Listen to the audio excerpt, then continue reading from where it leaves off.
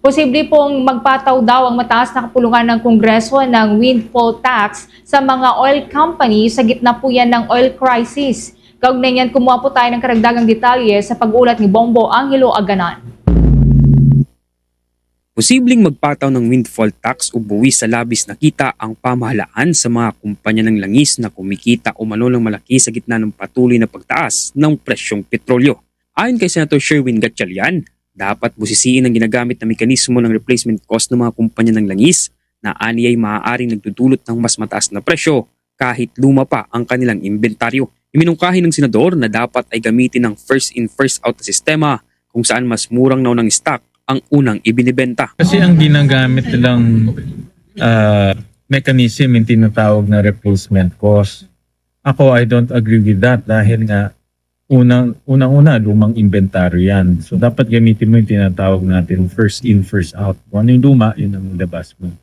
Pero dahil nga deregulated, ang problema, hindi nakikita ng DOE kung magkano yung presyong ibinili ng oil company. Nakatago yan eh. Hindi talaga nila pinapakita yan. Dahil kung malalaman mo magkano bili nila, magkano benta, malalaman mo yung kita nila. Kaya inamin din ng senador na posible ang pagtataya ni Senator Dante Marcoleta na umaabot sa bilyong piso kada araw ang kinikita ng ilang oil companies, bagamat kailangan pa niya itong beripikahin. Dahil dito, sinabi ni Gatchalian na pinag-aaralan ng Senado ang paglalagay ng probisyon sa batas na mag-uubliga sa mga kumpanya na ilahad ang kanilang tunay na kita.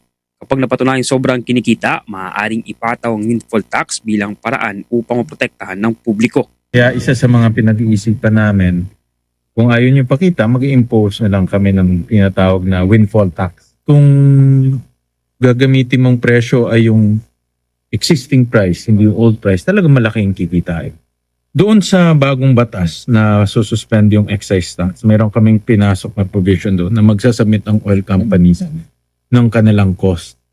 So dito natin makikita ngayon kung magkano talaga ang kikitain nila o kinikita nila ngayon. At kung nakita ng gobyerno na labis-labis, sobra-sobra, doon tayo pwedeng magpasok ng windfall tax. Samantala, matapos makwestiyon sa pagdinig ng Senado ang katakatakang mabilis na pagsit ng presyo ng petrolyo at matukoy na ang ibinibenta ng mga oil companies ay mula pa sa kanilang lumang inventaryo, nanawagan ng grupong Manibela na i-refund umano ang sobrang presyo ng langis na ibinenta sa publiko. Ayon kay Mar Valbuena, malinaw umanong galing pa sa lumang inventaryo ng mga oil companies ang ibinenta sa unang 2 linggo nang magsimula ang tensyon sa Middle East.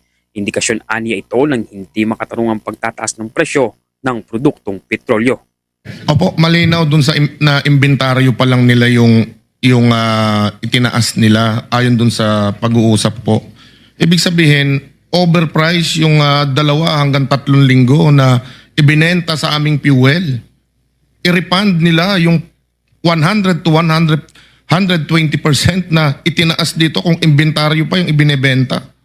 Dahil rito, inatasan na umano ang Philippine Competition Commission na i-monitor ang posibleng anti-competitive behavior at profiteering sa industriya. Kasunod nito, muling iginit ni Gatchalian na kailangan na ng high-level negotiations upang makakuha ng siguradong supply at huwag na aniyang antayin na humantong pa sa fuel rationing ng bansa bago kumilos ang pamahalaan. At yan ang ulat mula dito sa Senado. Ako si Bombo Angelo Aganan and this is Bombo Radio Philippines, the #1 and most trusted source of news and information. Basta Radio, Bombo! For the most trusted source of news and information, visit our website at www.bomboradio.com. Follow us on Bombo Radio mobile app, Facebook, YouTube, TikTok, and X, formerly Twitter. Like, share, and stay connected. Anytime, anywhere.